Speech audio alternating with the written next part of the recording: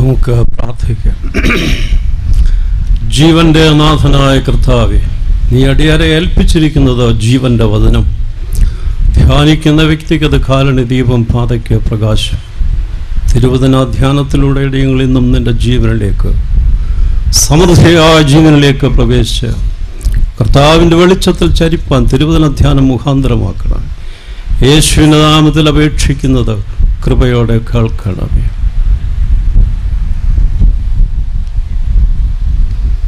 പുറപ്പാട് പുസ്തകം 2-ാം അധ്യായം 1-2 വാക്യം. ആ കാലത്ത് മോശ മുതിർന്ന ശേഷം അവൻ തൻ്റെ സഹോദരന്മാരുടെ അടുക്കൽ ചെന്ന് അവരുടെ ഭാരമുള്ള വേല നോക്കി. തൻ്റെ സഹോദരന്മാരിൽ ഒരു എബ്രായനെ ഒരു മിസ്രൈമൻ അടിക്കുന്നത് കണ്ടു. അവൻ അങ്ങോട്ടും ഇങ്ങോട്ടും നോക്കിയിട്ട് ആരുമില്ലെന്ന് കണ്ടപ്പോൾ മിസ്രൈമിനെ അടിച്ച കൊന്ന മണലിൽ മറവ് ചെയ്തു. എന്തിനാണ് സുവിശേഷ പ്രസംഗ സംഘം ഇത്രയും ലക്ഷങ്ങൾ മുടക്കി ഇത്തരത്തിലെ ഒരു ക്രമീകരണം ചെയ്യുന്നത്? ഈ ചോദ്യം അല്ലാതെയും ചോദിക്കും. പള്ളിയിൽ പോകണമെന്നുണ്ടോ? വീട്ടിലിരുന്നാൽ പോരെ? ദൈവം എല്ലായിടത്തും ഇല്ലയോ? മറുപടി ഇങ്ങനെ പറയാം. ദൈവം എല്ലായിടത്തും ഒരുപോലെയാണ്. എന്നാൽ ഞാൻ എല്ലായിടത്തും ഒരുപോലെ അല്ല. അതുകൊണ്ട് ആയിരിക്കേണ്ട നിലയിൽ ഞാൻ ആയിത്തീരേണ്ടതിന് ദൈവശബ്ദം കേൾക്കുവാനും ഒരുക്കപ്പെട്ട ഒരു സ്ഥലത്ത് പോകുന്നത് വളരെ നല്ലതാണ്. ഈ സ്ഥലം യേശുക്രിസ്തുവിൻ്റെ പരസ്യ ശുശ്രൂഷ സമയത്ത് കർത്താവ് എത്തരത്തിൽ വേല ചെയ്തു ആ തരത്തിലാണ് ഇതിൻ്റെ ക്രമീകരണം. യേശുവിനെ കുറിച്ച് പറയും, beyond, at the same time, in the midst. ചുങ്കക്കാർ, പാപികൾ, വേശികൾ അവരുടെ ഇടയിലാണ്. എന്നാൽ അതേസമയം പാലിക്കേണ്ട അകലം പാലിച്ച് ദൈവത്തോടുള്ള ബന്ധത്തിലായിരുന്നു. Beyond, at the same time, in the midst. ഇതിൻ്റെ ക്രമീകരണം അതുപോലെയാണ്. വളരെ ഡിറ്റാച്ച്ഡാണ്. അപ്പുറേ വളരെയധികം ആളുകളുണ്ട് കരയിൽ, എന്നാൽ വളരെ ഡിറ്റാച്ച്ഡായിട്ടിരിക്കുന്നെങ്കിലും മടങ്ങിപ്പോകുന്നത് അത്തരത്തിലുള്ള ആളുകൾ തിങ്ങിപ്പാർക്കുന്ന ഇടങ്ങളിലേക്ക് ഈ ചൈതന്യവുമായി പോകുന്നു. മൺചരാതുകളായ നാം വെളിച്ചം അന്വേഷിച്ച് വരുന്നു, വെളിച്ചം സ്വീകരിക്കുവാൻ. അതിന് പറ്റിയ സ്ഥലമാണ് ഇത്. എൻ്റെ മുന്നിൽ ഒരു ബോഗൻവില്ല പൂത്ത് ഉലഞ്ഞ് നിൽക്കുകയാണ്. കുറച്ചിലകളേ ഉള്ളൂ, അതിൽ കൂടുതൽ പൂക്കളുണ്ട്. അതിനെക്കുറിച്ച് ദൈവം ഉദ്ദേശിക്കുന്ന കാര്യങ്ങൾ സാധിച്ചു കഴിഞ്ഞിരിക്കുകയാണ്. അതിന് സഫലത എന്ന് പറയാം. The bringing out of all in it, that is worth fulfilling. ഇനിയും അതിനെക്കൊണ്ട് കൂടുതൽ സാധിക്കില്ല. ദൈവം തമ്പുരാൻ ആഗ്രഹിച്ച കാര്യം സാധിച്ച ഒരു മുൾച്ചെടിയാണ് മുന്നിൽ നിൽക്കുന്നത്. ഇനിയും അത്തരത്തിലുള്ള ഒരു മുൾച്ചെടിയിലൂടെ ദൗത്യ നിർവഹണത്തിനായി പോകുന്ന കഥാനായകനെ കാണാം. 2 ചോദ്യങ്ങൾ സുവിശേഷ പ്രസംഗ സംഘം അതിൻ്റെ തീമായിട്ട് തന്നു. നീ എവിടെ? നിൻ്റെ സഹോദരൻ എവിടെ? വളരെ പ്രയാസമുള്ള ചോദ്യങ്ങളാണത്. വളരെ ഈസിയായിട്ട് ആൻസർ ചെയ്യാവുന്നതല്ല. കാരണം നാം ഇന്ന് ജീവിക്കുന്ന സമൂഹം ഒരു പ്രത്യേക തരത്തിലുള്ളതാണ്. നമുക്കറിയാം, ഇന്ന് ദുഃഖസാന്ദ്രമായ ഒരു അന്തരീക്ഷത്തിലാണ് നാം ഇവിടെ ചേർന്ന് വന്നിരിക്കുന്നത്. ഇന്നലെ 5 കുഞ്ഞുങ്ങളും ഒരായയും തോട്ടിലെ വെള്ളത്തിൽ വാൻമറിഞ്ഞ് മരിച്ചുപോയി. 2 ആഴ്ച മുമ്പ് സൗമ്യ എന്ന കുട്ടി, അതിൻ്റെ ഭൗതിക ശരീരം നീങ്ങിയ ഓരങ്ങളിൽ ഇത്തരത്തിലുള്ള ബോർഡുകൾ തലേ രാത്രിയിൽ യൗവനക്കാർ ബന്ധപ്പെട്ട് എഴുതിയതാണ്. സുന്ദരമായ ഭാഷയിലാണ്. നിഷ്ഠൂര കരങ്ങൾ കശക്കിയെറിഞ്ഞ നിർമ്മല പുഷ്പമേ, നിൻ്റെ സ്മരണകൾക്ക് മുന്നിൽ ഞങ്ങളുടെ ഹൃദയാഞ്ജലി. അഞ്ജലി കൈകൂപ്പുക എന്ന ഹൃദയത്തിൻ്റെ കൈകൂപ്പ്. ആളിൻ്റെ സ്മരണയ്ക്ക് മുമ്പിൽ ഓർമ്മകൾ മരിക്കുന്നില്ല. 5 നിഷ്കളങ്കരായ കുഞ്ഞുങ്ങൾ. പൈതങ്ങളുടെ ശവസംസ്കാര ശുശ്രൂഷയിൽ ആ വാക്ക് എടുത്തെടുത്ത് പറയുന്നുണ്ട്. ഈ ലോകത്തിൽ നിന്ന് ഇന്ത്യയുടെ രാഷ്ട്രപിതാവ് വിടവാങ്ങുന്നതിന് മുമ്പ് ഇങ്ങനെ പറഞ്ഞു: അണിഞ്ഞ് ഒരുങ്ങിയാലും ഇല്ലെങ്കിലും ഹേ മനുഷ്യ, നീ നിഷ്കളങ്കനായിരിക്കുക. പോരാട്ടത്തിൽ ഒരു കൈ നഷ്ടപ്പെട്ടാലും പോരാട്ടം നിർത്തരുത്. ഒരു കൈയേ ഉള്ളുവെങ്കിലും നിർത്തരുത് നിൻ്റെ പോരാട്ടം. കളങ്കലേശമന്യേ തിന്മയ്ക്കെതിരായിട്ടുള്ള പോരാട്ടം തുടരുക.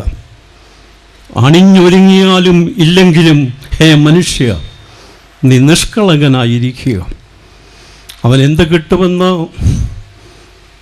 അതിൻ്റെ അങ്ങേയറ്റത്തെ രീതിയിൽ വിവരിക്കുന്ന സങ്കീർത്തനമാണ് 15-ാം സങ്കീർത്തനം. നമ്മുടെ ഈ കേരളത്തിൻ്റെ വടക്ക് മേഖലയിലുള്ള ഒരാളാണ് കൃഷ്ണൻ നായർ. അദ്ദേഹത്തെക്കുറിച്ച് പേപ്പറിൽ വന്ന ഒരു വാർത്ത ഇങ്ങനെയായിരുന്നു: അദ്ദേഹത്തിൻ്റെ ജീവിത ആരംഭത്തിൽ 150 രൂപ ശമ്പളത്തിന് കയറിയ ആളാണ്. ഇന്ന് അദ്ദേഹത്തിൻ്റെ ബാംഗ്ലൂരിലെ ഹോട്ടലിൽ എല്ലാ മുറിക്കുമില്ല, കൂടിയ മുറിക്ക് ഒരു ദിവസം 1,17,000 രൂപ വാടകയാണ്. നമ്മൾ പറഞ്ഞു പോകും, അല്ലയോ കൃഷ്ണൻ നായരെ, അങ്ങയുടെ കൂടാരത്തിൽ ആർക്ക് പാർക്കാൻ സാധിക്കും? അതിൻ്റെ അനൂരക്കൂടെ 7 അനൂരത്ത് പോകാൻ സാധിക്കില്ല. ഇതേ രീതിയിൽ തന്നെ നമുക്ക് ചോദിക്കാം, കർത്താവേ, നിൻ്റെ കൂടാരത്തിൽ ആര് പാർക്കും? നിൻ്റെ വിശുദ്ധ പർവ്വതത്തിൽ ആർ വസിക്കും? 1,17,000 രൂപ കൊടുത്താൽ സാധിക്കുമായിരുന്നെങ്കിൽ പണക്കാർക്ക് സുഖമായിരുന്നു. ഒരു രക്ഷയുമില്ല. പിന്നീട് പറയുന്ന വാക്യങ്ങളിൽ ഈ ലോകത്തിലെ മൂല്യങ്ങൾ കുത്തി നിറച്ചിരിക്കുകയാണ്. നിഷ്കളങ്കനായി നടക്കുക, നീ പ്രവർത്തിക്കുക, കൂട്ടുകാരന് ദോഷം ചെയ്യാതിരിക്കുക, സത്യം ചെയ്തിട്ട് ഛേദം വന്നാലും മാറാത്തവൻ. ഇങ്ങനെയുള്ളവരാണ് ദൈവത്തിൻ്റെ കൂടാരത്തിൽ പാർക്കുന്നത്, അവൻ്റെ വിശുദ്ധ പർവ്വതത്തിൽ വസിക്കുന്നത്. നമുക്ക് അതിനോട് വലിയ ആഭിമുഖ്യം വല്ലതും ഉണ്ടോ? പ്രയാസമുള്ള സംഗതിയാണ്, വളരെയധികം പ്രയാസം. ഞാൻ പറഞ്ഞല്ലോ, സുവിശേഷ പ്രസംഗ സംഘം തയ്യാറാക്കിയ ചോദ്യങ്ങൾ പ്രയാസമുള്ളതാണ്. നീ എവിടെയാണെന്ന് ചോദിച്ചാൽ എന്ത് മറുപടി പറയും? യേശുക്രിസ്തുവിനോട് ഈ ചോദ്യം ചോദിച്ചിട്ടുണ്ട് യോഹന്നാനും അന്ത്രയോസും. നീ എവിടെയാണ് പാർക്കുന്നത്? ജോഗ്രഫിക്കലായിട്ടുള്ള ഒരു ഉത്തരം അതിനുണ്ട്. ഇന്ന സ്ട്രീറ്റിലാണ് എൻ്റെ വീടെന്ന് പറയാം, പോസ്റ്റ്മാന് കൊള്ളാം അത്. എന്നാൽ മറ്റൊരു അർത്ഥം അതിനുണ്ട്. Where do you live? It refers to the realm of ideas in which our mind habitually dwells. നിന്റെ ഹൃദയം എവിടെ ഇരിക്കുന്നു, അവിടെയാണ് നീ. കർത്താവ് മറുപടി പറഞ്ഞു, ധൈര്യമായി പറഞ്ഞു, പോരുക, വന്ന് കാണുക എന്ന്. എവിടെയാണ് നമ്മൾ പാർക്കുന്നത്? ഒരു മുൻ വൈസ് ചാൻസലർ ഇങ്ങനെ സമൂഹത്തെക്കുറിച്ച് പറഞ്ഞു, അല്ലെങ്കിലും ആത്മീയതയ്ക്കിപ്പോൾ വിലയിടിയുകയാണ്. തന്ത്രി എന്ന് കേട്ടാൽ ഫ്ലാറ്റും, ദേവപ്രശ്നമെന്ന് കേട്ടാൽ സിനിമാ നടിയും, ബിഷപ്പെന്ന് കേട്ടാൽ കോഴയുമെന്നാണ് സാധാരണക്കാരുടെ മനസ്സിൽ വരുന്നത്. വീണ്ടും അദ്ദേഹം ചേർത്തു, കൊടുമുടിയിൽ നിന്ന് അഗാധതയിലേക്കുള്ള പതനമാണിത്. തുടങ്ങിയത് ഇങ്ങനെ, അല്ലെങ്കിലും ആത്മീയതയ്ക്കിപ്പോൾ വിലയിടുകയാണ്. 2 സെൻറ്റൻസ് കഴിഞ്ഞ് അദ്ദേഹം സമ്മപ്പ് ചെയ്യുന്നു, ഈ വീഴ്ച സാധാരണ വീഴ്ചയല്ല, കൊടുമുടിയിൽ നിന്ന് അഗാധതയിലേക്കുള്ള പതനമാണിത്. ഇനി ഒരു ഭാഷാ പണ്ഡിതൻ ഇങ്ങനെയൊക്കെ വരുന്ന അർദ്ധാന്തര ധ്വനികളുടെ എങ്ങോട്ടാണ് വിരൽ ചൂണ്ടുന്നതെന്ന് അദ്ദേഹം പറയുന്നുണ്ട്. സന്തുലിതാവസ്ഥ എന്നൊക്കെ ഉള്ളത് ഇപ്പോൾ കൂടെ ഉപയോഗിക്കും, വല്യപ്പന്മാർക്ക് ഒരു പിടിയും കിട്ടുകയില്ല. അതുപോലെ തന്നെ മറ്റു വാക്കുകളുണ്ട്. ഇന്ന് തുറു എന്ന് ഞാൻ പറഞ്ഞാൽ ഇംഗ്ലീഷ് മീഡിയത്തിൽ പഠിക്കുന്ന കുട്ടികൾ പറയും, ഈ ബിഷപ്പിന് ഇംഗ്ലീഷ് അറിഞ്ഞുകൂടാ, ത്രൂ എന്നുള്ളതിന് അദ്ദേഹം തെറ്റിച്ചു പറഞ്ഞതായിരിക്കും തുറു എന്ന്. അവർ കണ്ടിട്ടില്ല തുറു. നമ്മുടെ പ്രത്യേക നൊയമ്പ് കാലത്ത് വായിക്കുന്ന ഒരു ഭാഗമുണ്ട്, അവിടെയും പ്രശ്നമുണ്ട്. കൊയ്ത്ത് കാലത്തിലെ സന്തോഷം പോലെ. എവിടെ കൊയ്ത്ത് കാലത്ത് സന്തോഷം? എന്നാൽ അടുത്ത സെൻറ്റൻസ് നല്ലവണ്ണം മനസ്സിലാകും. കൊള്ള പങ്കിടുമ്പോൾ അതിപ്പോൾ നല്ലപോലെ മനസ്സിലാകും. കൊയ്ത്ത് കാലത്തിലെ സന്തോഷം അറിഞ്ഞുകൂടാ ആളുകൾക്ക്. ഇങ്ങനെയുള്ള അർദ്ധാന്തര ധ്വനികളെക്കുറിച്ച് ഭാഷാ പണ്ഡിതൻ്റെ അഭിപ്രായം. എന്തിനാണ് ഇതൊക്കെ വായിക്കുന്നത്? നീ എവിടെയാണ് പാർക്കുന്നതെന്ന് ചോദിച്ചാൽ ഇതിൻ്റെ ഇടയിലാണ്. ഭാഷ എന്നും മാറിക്കൊണ്ടിരിക്കുന്ന പ്രതിഭാസമാണ്. മാറാൻ വിസമ്മതിക്കുന്ന ഭാഷ മരിക്കുവാൻ ഒരുങ്ങി നിൽക്കുന്നുവെന്ന് പ്രഖ്യാപിക്കുകയാണ്. സമൂഹത്തിൻ്റെ മനസ്സ്, സാംസ്കാരിക നിലവാരം, വിചാര സൂക്ഷ്മത എന്നിങ്ങനെയുള്ള ഘടകങ്ങളാണ് ഭാഷയിലെ മാറ്റത്തിന് കാരണം. അതുകൊണ്ട് ഭാഷയിൽ വരുന്ന വ്യതിയാനങ്ങൾ, വാക്കുകൾക്ക് വന്നു ചേരുന്ന അർത്ഥവ്യത്യാസങ്ങൾ എന്നിവ നോക്കിയാൽ സമൂഹം എങ്ങോട്ടാണ് നീങ്ങുന്നതെന്ന് കാണാം. നമ്മുടെ ഭാഷയിൽ വന്നുകൊണ്ടിരിക്കുന്ന മാറ്റങ്ങൾ, വാക്കുകൾക്കും പ്രയോഗങ്ങൾക്കും വന്നു ചേർന്നിരിക്കുന്ന അർദ്ധാന്തര ധ്വനികൾ ആത്മനിന്ദയ്ക്ക് കാരണമാകുന്നില്ലേ എന്ന് സംശയിക്കണം. യേശുക്രിസ്തുവിൻ്റെ പീഡാനുഭവത്തെക്കുറിച്ച് വളരെ സൂക്ഷിച്ച് സംസാരിക്കേണ്ടിയിരിക്കുന്നു. പീഡനമെന്ന വാക്കിന് പത്രങ്ങളും തെരുവോര പ്രസംഗകരും കൊടുക്കുന്ന അർത്ഥവും പ്രതീതിയും അങ്ങനെയായിത്തീർന്നു. ഐസ്ക്രീം പാർലറിനിപ്പോൾ പഴയ സ്നിഗ്ധ മാധുര്യം ധ്വനിപ്പാൻ കഴിവില്ല. തലയിൽ മുണ്ടിട്ട് കയറേണ്ട ഇടമെന്നായില്ലേ അതിൻ്റെ അർത്ഥം? ഇതൊന്നും സ്വയമേവ ഭാഷയ്ക്ക് വന്നുപെടുന്ന അധപ്പതനമല്ല. സമൂഹത്തിൻ്റെ സദാചാരവും ധർമ്മബോധവും ഏത് ദിശയിലേക്കാണ് സഞ്ചരിക്കുന്നതെന്ന് ഭാഷ സൂചിപ്പിക്കുന്നതേ ഉള്ളൂ. സുവിശേഷ പ്രസംഗ സംഘം ചോദിക്കുന്നു, നീ എവിടെയാണ്? മോശയോട് ചോദിച്ചാൽ കഥാനായകൻ പറയും, ഞാൻ ഞാങ്ങളപ്പെട്ടിയിൽ, ഞങ്ങളുടെ നൈൽ നദിയിലാണ്. നിൻ്റെ സഹോദരങ്ങൾ എവിടെയാണ്? അമ്മ വീട്ടിലാണ്. പെങ്ങൾ ഇതിനടുത്ത് തന്നെ. എനിക്കെന്ത് സംഭവിക്കും എന്നുള്ള ആശങ്കയിൽ നിൽപ്പുണ്ട്. മോശയെ നീ എവിടെയാണ്? കുറേ കഴിയുമ്പോൾ മോശ പാലസിലാണ്. ഫറവൻ്റെ പുത്രി എടുത്തുകൊണ്ട് പോയതാണ്. അത് കഴിയുമ്പോൾ മോശ എവിടെയാണ്? മിദ്യാനിലെ ഇത്രോവിൻ്റെ അമ്മായിയപ്പൻ്റെ കുറച്ച് ആടുകളെ പോറ്റിക്കൊണ്ട് നടക്കുന്നു. Crawling in the desert. പാലസിൽ നിന്ന്, കൊടുമുടിയിൽ നിന്ന് താഴേക്കുള്ള ഒരു പതനം തന്നെയാണത്. മോശെ നീ എവിടെയാണ്? ഇതാ ഞാൻ സീനായി പർവ്വതത്തിൽ കയറുന്നു. ജനങ്ങൾ ജീവിക്കേണ്ട രീതിയിൽ ജീവിക്കുന്നതിന് അവർക്ക് നിയമ ഉപദേശം നൽകുന്നതിന്. ഇതാ ദൈവം വിളിക്കുന്നു, ദൈവത്തിൻ്റെ കൽപ്പനകളുമായി ഞാൻ മടങ്ങും. മോശെ, നീ എവിടെയാണ്? ഞാൻ മധ്യസ്ഥനാണ്. ഇനിയും ചോദിച്ചാൽ മോശ പറയും, ദീർഘവർഷങ്ങൾ താലോലിച്ച സ്വപ്നങ്ങൾ പൊലിഞ്ഞ പോലെ തോന്നുന്നു. Moses the failure. മോശെ, നീ എവിടെയാണ്? ഞാൻ നീബോ പർവ്വതത്തിൽ നിന്ന് ദൈവം തമ്പുരാൻ എൻ്റെ കൂടെയുള്ള ആളുകളെ എവിടെ പ്രവേശിപ്പിക്കും? ആ രാജ്യത്തെ കണ്ണിമിക്കാതെ നോക്കിക്കൊണ്ട് നിൽക്കുകയാണ്. മോശെ, നീ എവിടെ? ഈ ലോകത്തിൽ ചിലർക്ക് മാത്രം വിധിക്കപ്പെട്ടതാണ്, അതുപോലെ ഭാഗ്യമുള്ളവർക്ക് ദൈവം മോശയെ അടക്കുന്നു. മത്സരിക്കുകയാണ് ഈ ബിഷപ്പന്മാരുടെ നമ്പർ കൂട്ടാൻ ശവസംസ്കാരത്തിന്. എവിടെ നിന്നെല്ലാം കിട്ടും അവിടെ നിന്നെല്ലാം കൊണ്ടുവരികയാണ്. മോശയെ ദൈവം അടക്കുക. ലാസറിനെ ദൈവദൂതന്മാരുടെ എസ്കോട്ടോടുകൂടെ അവൻ്റെ അടക്കം നടക്കുന്നു. നീ എവിടെയാണ്? നിൻ്റെ സഹോദരൻ എവിടെയാണ്? യേശുക്രിസ്തുവിന് പ്രയാസമില്ല തൻ്റെ ആഗ്രഹം പറയാൻ. ഞാൻ ഇരിക്കുന്ന ഇടത്ത് എൻ്റെ ശുശ്രൂഷക്കാരനും ഇരിക്കണം. ഞാനിരിക്കുന്ന ഇടത്ത് നിങ്ങളും ഇരിക്കേണ്ടതിന് പിന്നെയും വന്ന് നിങ്ങളെ എൻ്റെ അടുക്കൽ ചേർത്തുകൊള്ളും. നമുക്ക് ഈ പന്തലിന് കീഴിൽ നിന്ന് നീതീകരിക്കപ്പെട്ടവരായി ക്രിസ്ത്യാനികളായി മടങ്ങുന്നതിന് സൗമ്യയുടെ ശവസംസ്കാര വേളയിൽ എഴുതി വെച്ച വാചകങ്ങൾ വേറെ ആരുടെയോ കരങ്ങളാണെന്ന് ചിന്തിച്ചു പോയാൽ നമുക്ക് രക്ഷയില്ല. ഈ നിഷ്ഠുര കരങ്ങൾ കശക്കിയെറിഞ്ഞ നിർമ്മല പുഷ്പമേ, നിൻ്റെ സ്മരണയ്ക്ക് മുൻപിൽ ഞങ്ങളുടെ ഹൃദയാഞ്ജലി. 5 കുഞ്ഞുങ്ങൾ നിഷ്കളങ്കരാണ്. അവരെ യഹോവയുടെ കൂടാരത്തിൽ പാർക്കുമെന്ന് ചിന്തിച്ചു വിഷമിക്കേണ്ട കാര്യമില്ല. ആ കുഞ്ഞുങ്ങൾ, ആ ജീവിതങ്ങൾ എത്തേണ്ടിടത്തെത്തിയിരിക്കുന്നു.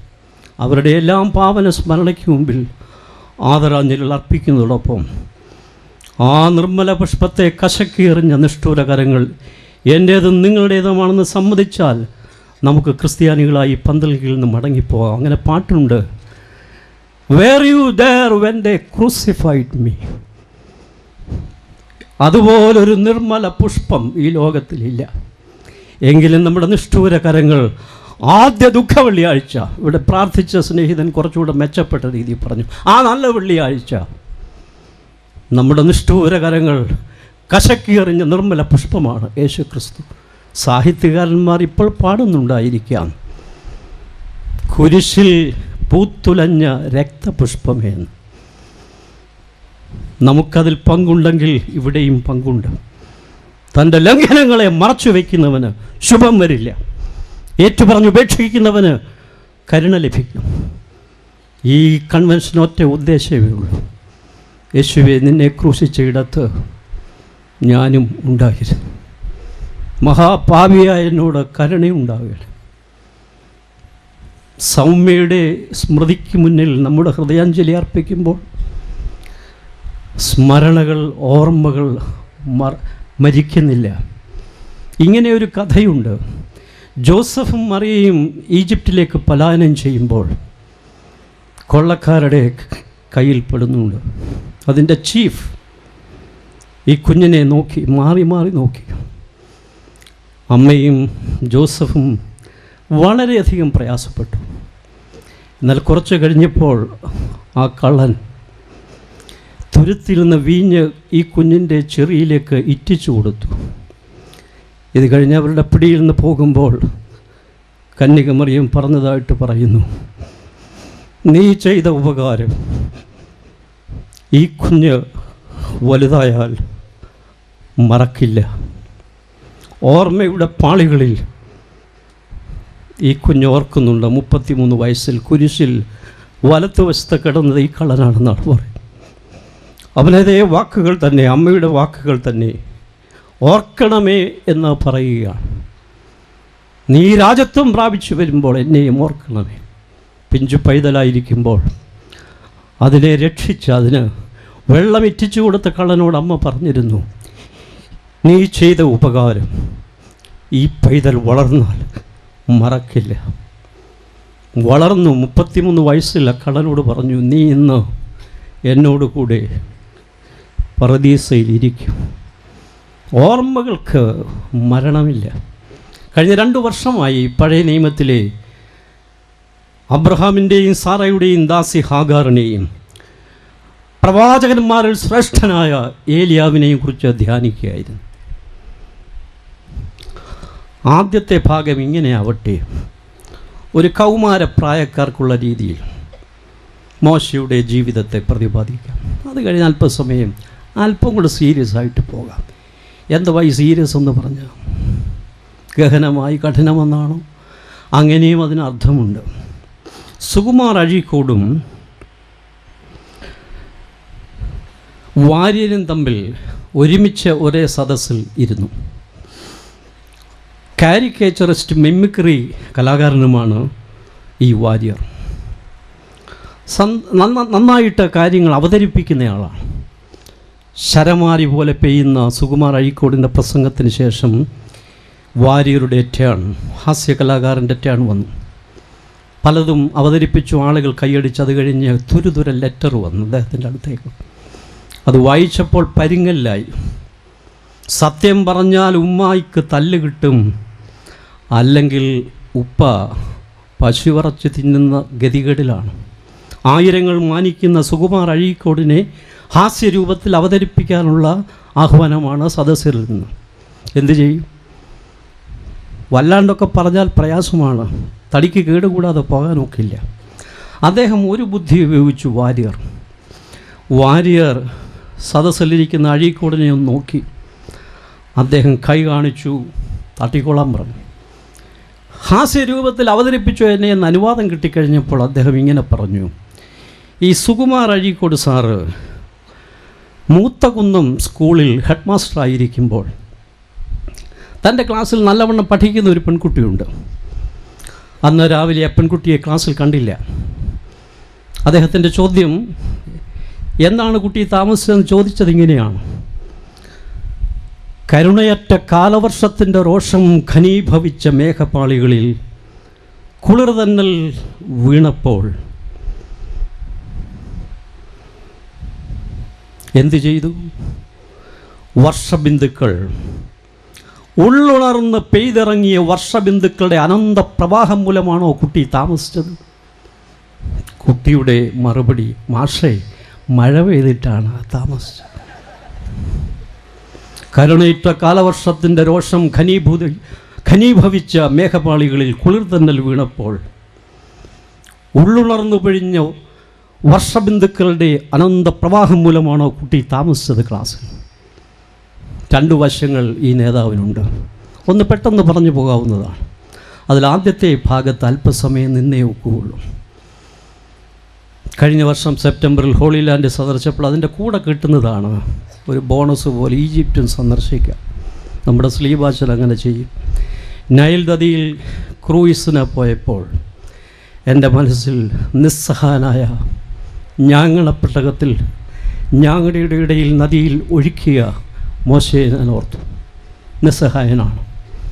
എല്ലാ രക്ഷകരും നിസ്സഹായരാണെന്ന് തോന്നുന്നു. യേശുക്രിസ്തുവിനേക്കാൾ ജനിച്ചപ്പോൾ നിസ്സഹായനായ ഒരു കുട്ടി ഈ ലോകത്തിൽ വേറെ ആരുമില്ല.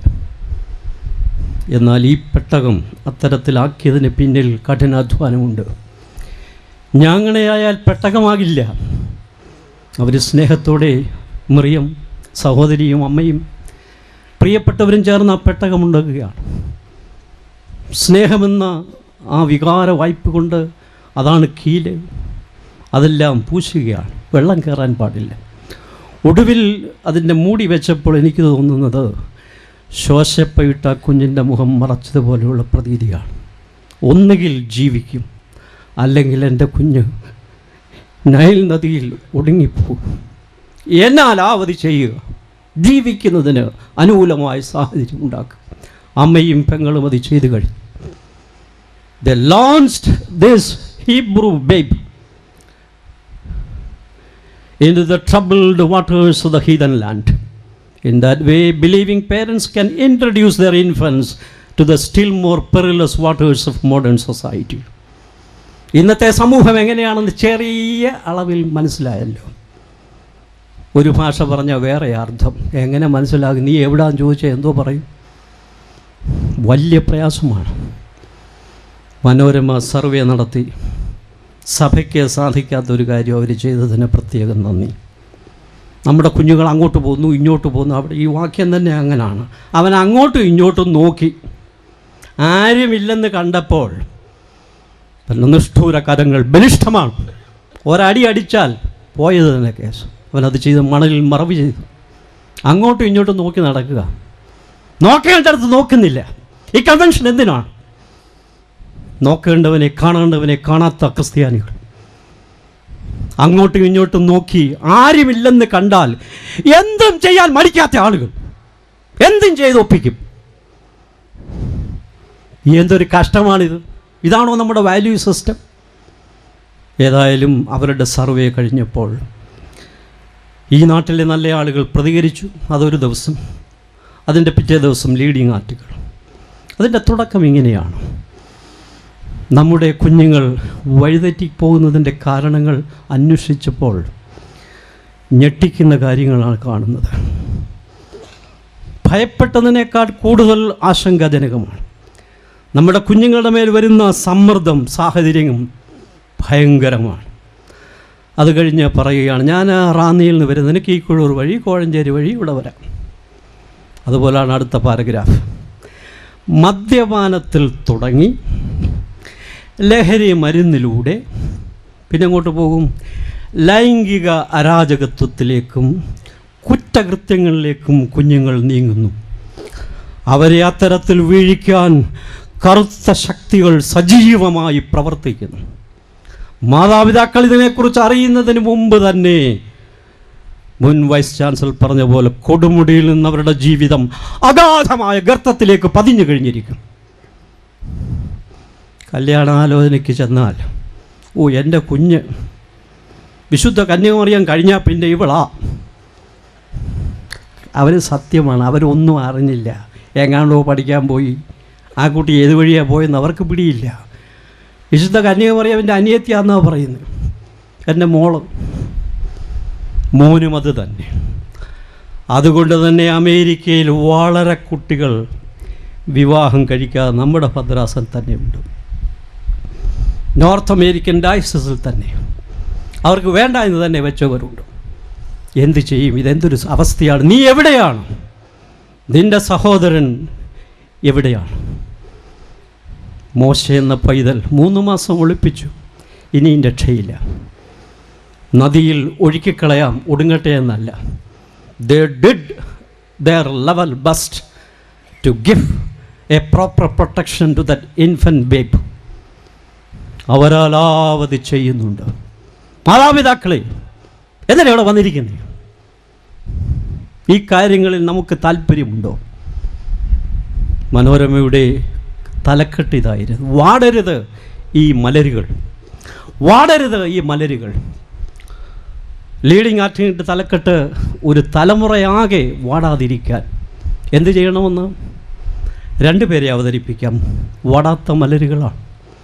ഒന്ന് യോഹന്നാൻ സ്നാപകൻ, അതിൻ്റെ പിന്നിൽ നല്ല 2 നെടും തൂണുകളാണ്. പുരോഹിതനായ എലിസബത്തും ബസ്ക്യാമിയായ എലിസബത്തും. അടുത്തത് യേശു ക്രിസ്തുവാണ്. അതിൻ്റെ പിന്നിൽ തച്ചനായ ജോസഫും വിശുദ്ധ കന്യകമറിയും. അവരുടെ കുഞ്ഞുങ്ങൾ വളർന്നു വലുതായി. അതിൻ്റെ പരിമളത്തിൽ ഇന്നും നാം ഈ പന്തൽ കീഴിൽ ഇരിക്കുകയും നിൽക്കുകയും ചെയ്യുന്നു. ഒരു കർഷക തൊഴിലാളിയുടെ മകൻ തൻ്റെ പിതാവിനെ, അടുത്തു നിന്ന പിതാവിനെ ഇങ്ങനെ ഇൻട്രൊഡ്യൂസ് ചെയ്തു. സ്വാഗത പ്രസംഗം ഒന്ന് ചിന്തിച്ചു. നല്ല ഭാഷയിൽ തന്നെ പറഞ്ഞു: എത്ര വെയിൽ കൊണ്ടതാണ് എൻ്റെ ഈ തണൽ, എൻ്റെ ഈ അച്ഛൻ, കർഷക തൊഴിലാളിയായ എൻ്റെ അച്ഛൻ എത്ര വെയിൽ കൊണ്ടാണ് എനിക്ക് ഈ തണൽ ഉണ്ടാക്കി തന്നിരിക്കുന്നത്. യേശു കർത്താവ് നമുക്ക് വേണ്ടി വെയിൽ കൊള്ളുക മാത്രമല്ല, ജീവൻ തന്നാണ് ദൈവകൃപയുടെ തണൽ നമ്മുടെ മേൽ വിരിച്ചിരിക്കുന്നത്.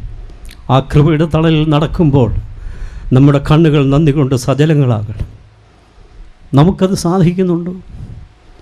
ഇതാ യോഹന്നാൻ സ്നാപകൻ വളരുകയാണ്. രാഷ്ട്രപിതാവ് പറഞ്ഞത് ശരിയാണ്: ഹേ മനുഷ്യ, അണിഞ്ഞൊരുങ്ങിയാലും ഇല്ലെങ്കിലും നീ നിഷ്കളങ്കനായിരിക്കുക. യോഹന്നാൻ സ്നാപകനോടത് പറയേണ്ട കാര്യമുണ്ടോ? അദ്ദേഹത്തിന് അണിഞ്ഞൊരുങ്ങിയിട്ടില്ല. വെട്ടുക്കിളിയും കാട്ടുതേനും ഭക്ഷണം, അരയിൽ തോൽവാറും ഒട്ടകരോമങ്ങളുള്ള ഉടുപ്പും വലിയ ആകർഷകത്വമുള്ള ഉടുപ്പൊന്നുമല്ല, ബലിഷ്ഠനാണ്. ആ ശബ്ദത്തിൻ്റെ മുന്നിൽ രാജാവ് പതറുകയും ചെയ്തു. അദ്ദേഹം അങ്ങനെയുള്ളവനെ നിഷ്കരണം വധിച്ചു കളയും. തൻ്റെ ബർത്ത്ഡേ ദിവസത്തിൽ ഈ മലർ വാടിപ്പോകട്ടെ എന്ന് തന്നെ ചിന്തിച്ചു. ഇവൻ ജീവിക്കുന്നിടത്തോളം കാലം എനിക്ക് സുഖമായി പാപം ചെയ്യാൻ സാധിക്കില്ല. As long as he lives, I can never sin in comfort. അതിന് പറ്റിയ ഒരു ഡാൻസുകാരി, അതിലും പറ്റിയ തള്ള എന്ന് ചോദിച്ചാൽ നല്ല ഉപദേശം കിട്ടും. അവൻ്റെ തലയെങ്ങി കൊണ്ടുവരാൻ പറയടി. അതാണ് കിട്ടിയത്, അമ്മയുടെ ഉപദേശമാണ്. ഈ മലരുകൾ വാടുന്നതിൽ വല്ല അതിശയമുണ്ടോ? ഒരു തള്ള പറയുകയാണ്, ആ വിശുദ്ധൻ്റെ തല കൊയ്യാൻ പറ. താലത്തിൽ വന്നു കഴിഞ്ഞു. എന്നാൽ അന്തിപ്പാസിൻ്റെ ചാവുകളുടെ തീരത്തുള്ള ജയിലിൽ കിടന്ന യോഹന്നാൻ സ്നാപകൻ ആ മലർ വാടിയില്ല. Freedom is complete obedience to the element for which we are made. ഏതൊരു കാര്യത്തിന് വേണ്ടിയാണോ ഞാൻ സൃഷ്ടിക്കപ്പെട്ടിരിക്കുന്നത്, ആ കാര്യത്തിന് വേണ്ടിയുള്ള പ്രതിബദ്ധതയിൽ ജീവൻ പോയാൽ തന്നെ, കൽത്തുറങ്കിലായാലും ഞാൻ സ്വതന്ത്രനാണ്. അതനുഭവിച്ചയാളാണ് യോഹന്നാൻ സ്നാപകൻ. ഇവനെ ഒരു കാര്യം ഏൽപ്പിച്ചാൽ അവൻ്റെ തല പോയാലും ചെയ്യും. അതിൻ്റെ ആൾരൂപമായി മാറി യോഹന്നാൻ സ്നാപകൻ. യേശുവിനേക്കാൾ 6 മാസം മൂപ്പുള്ള യോഹന്നാൻ സ്നാപകൻ, സത്യത്തിന് സാക്ഷ്യം വഹിക്കാൻ വന്നവൻ. തൻ്റെ ദൗത്യ നിർവഹണത്തിൽ തല പോയാൽ കാര്യമൊന്നുമില്ല. കാരണം യേശു തന്നെ പറഞ്ഞു, സ്ത്രീകളിൽ നിന്ന് ജനിച്ചവരിൽ യോഹന്നാനേക്കാൾ വലിയവൻ ആരുമില്ല. ഇനി വേറെ എന്തു വേണം ജീവിത സഫലതയ്ക്ക്? അടുത്തത് യേശുക്രിസ്തുവാണ്. ഒരു തരത്തിലും ജീവിക്കാൻ പറ്റിയ സാഹചര്യത്തിൽ ജനിച്ചവനല്ല, എങ്കിലും ആ ശിശു വളരുന്നു. ആ ശിശു മുൻപോട്ട് പോകുന്നു. ആ ശിശുവിന് ഭയമില്ല, ധീരനാണ്. മരങ്ങൾ സൃഷ്ടിച്ചവൻ മരങ്ങൾക്ക് മറപിടിച്ച് തനിക്ക് മറയാമായിരുന്നു. രാത്രിയിൽ പന്തവുമായി സൈനികർ തന്നെ പിടിക്കാൻ വന്നപ്പോൾ ആ മലര് വാടിയില്ലെന്ന് മാത്രമല്ല, ആ പുഷ്പം ഒരടി മുന്നോട്ട് ചെന്നിട്ട് പറഞ്ഞു, ഒരുപോലുള്ള ഡ്രസ്സാണല്ലേ? ആളിനെ കാണാൻ നിങ്ങൾക്ക് മനസ്സിലാകാൻ പ്രയാസമാണെങ്കിൽ നിങ്ങൾ ആഗ്രഹിക്കുന്ന വിക്ടിം നസ്രയൻ ഞാനാണ്. മരങ്ങൾ സൃഷ്ടിച്ചവൻ മരങ്ങൾക്ക് മറപിടിച്ച് മറയാമായിരുന്നിട്ട് ആ രാത്രിയുടെ നിശബ്ദതയിൽ മുന്നോട്ട് ചെല്ലുകയാണ്, ഞാനാണ് ക്രിസ്തു. അവർ പിടിച്ചുകൊണ്ടുപോയി. എന്നിട്ട് എന്ത് ചെയ്തു?